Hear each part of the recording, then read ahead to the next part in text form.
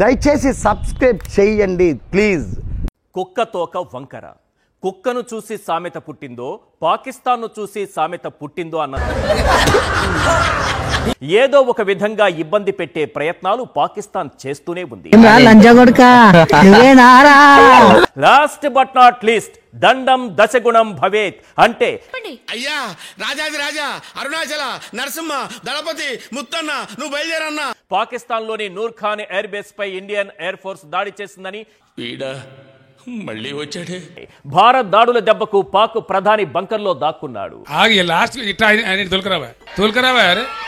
ఆయన రమ్మని ఇక్కడ రమ్మను. ఎదురుదాడి చేసేందుకు వాడుతున్న ఆయుధాలు మరింత శక్తిమంతమైంది. ఖచ్చితత్వం విషయానికొస్తే 92% పైనే అని చెప్పాలి. ఇప్పుడు ఏమంటున్నావు మరి? రాత్రి పగలు పాకిస్తాన్ ఇండియా మధ్య చర్చలు జరుపుతున్నాను. పాకిస్తాన్ యుద్ధం ఆపడానికి అన్ని ప్రయత్నాల్లో ఉన్నాను. మళ్ళీ వేసాడయ్యా సోపు. అయ్యో వీసాలు లేకుండా ప్రపంచం అంతా తిరిగినోడు నేను ఒక్కనే.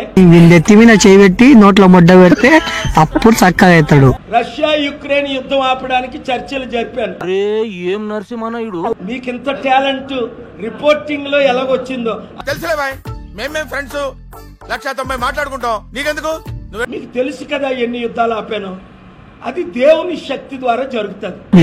ఏళ్ళు గుద్దలు పెడితే 2 తొంగలు అయితే మేము టార్గెట్ చేసి అణుబాంబుల ద్వారా తుడి చేస్తాం అంటున్నాను.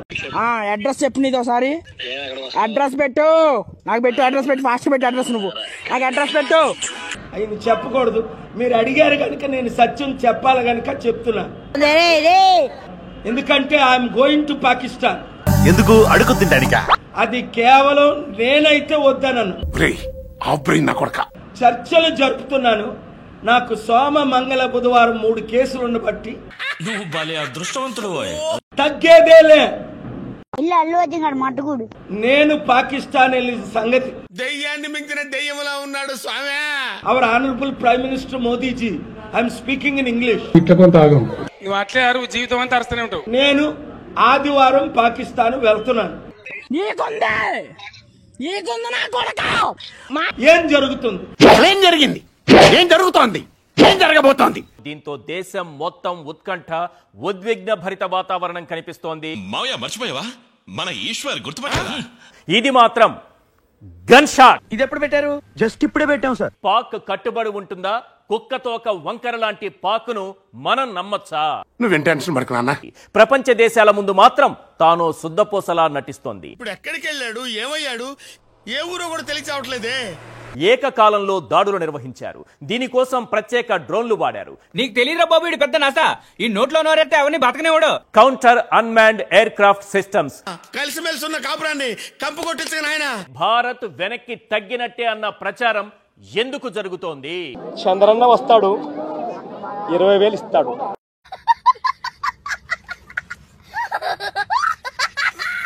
పాక్ దాడులను తిప్పికొట్టడంలో భారత advanced defence system S-400 missile system కీలక పాత్ర పోషిస్తోంది. నువ్వు బయలుదేరన్నా, నువ్వు బయలుదేరు నాయనా. అటు ఆపరేషన్ సింధూర్ కంటిన్యూ. ఏంటి కన్ఫ్యూజన్? అది నేరుగా లక్ష్యాన్ని వెంటాడి ఛేదిస్తుంది. నా దోస్తు ఆయన. ఉత్కంఠ కొనసాగుతోంది. ఆపరేషన్ సింధూర్ సక్సెస్ అయినట్టేనా? మీరు 30 మంది 50 మంది కలిసి దాడి పెడితే ఎవడు బతకాలి నాయన? ఇక భారత్ తో పూర్తి స్థాయి యుద్ధం అంటే వారం రోజుల్లోనే పాకిస్తాన్ ముక్కలు చెక్కలు కావడం ఖాయం. నేర్చుకున్నారు అన్ని. ఎవరు చెప్పింది నీకు? మనకు యుద్ధాలు కొత్తేమీ కావు. అందులోనూ పాకిస్తాన్ తో యుద్ధాలు అస్సలు కొత్త కావు.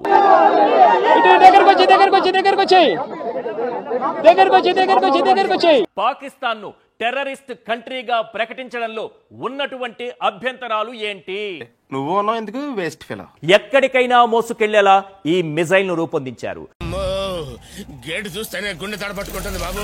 ఒక్కటి మాత్రం నిజం, హరికి సుదర్శనం, హరునికి త్రిశూలం, అర్జునుడికి గాంధీవం. పిచ్చోన్లా సపరేగా ఉంటాడు. ఉగ్రముఖల్ని పూర్తిగా ఏరిపారేసే వరకు ఈ ఆపరేషన్ కంటిన్యూ అవుతుందా? రాగానే మొదలెట్టావా? పాకిస్తాన్ ఉగ్రవాదానికి అండగా నిలుస్తోందని, అందుకే తాము పాక్ పై దాడి చేశామని ఒక్కనువే 10 మంది పుంగి వల కొట్టినా అని పెద్ద తురుమానుకున్నా వంకర స్థాయికే వచ్చి చేరుతుంది. అది కుక్కతోకైనా పాకిస్తాన్ బుద్ధైనా. నేను ఇంకా ఒంటరిగా తిరగకూడదు, గుంపులో తిరగాల్సిందే. కాశ్మీరులోనూ వేలు పెడుతుందా? ఇది రెడీ అవ్వడానికి కేవలం 5 నిమిషాలు చాలు.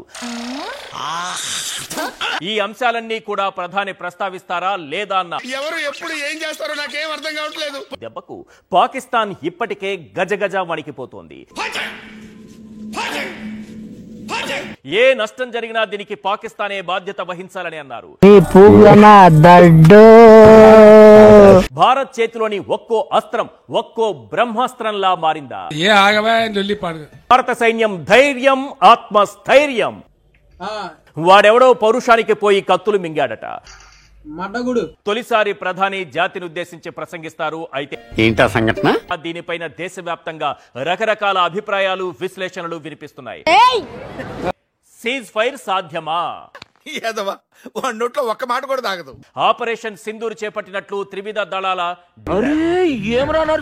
పాక్ నుంచి వస్తున్న డ్రోన్లు, మిజైళ్లు, ఎయిర్ జెట్లను గాల్లోనే బూడిద చేస్తోంది. మీరు మాకు అప్పుడు మాత్రం గొర్రెపులం కోసి దావత్ ఇయ్యాలి. సింపుల్ గా చెప్పాలంటే భారత్ చేతిలో ఉన్న ఒక్కో అస్త్రం ఒక్కో బ్రహ్మాస్త్రంలా పనిచేస్తోంది. సరేనే వట్టిపోబేందుకు ఆగు.